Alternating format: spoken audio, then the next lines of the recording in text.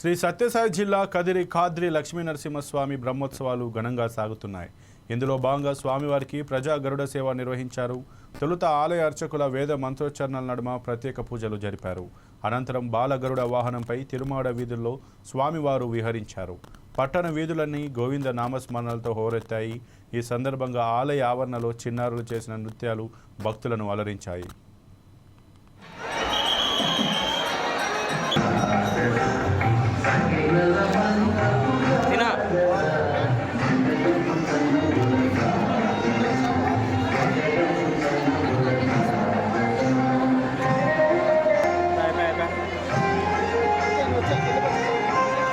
Apa?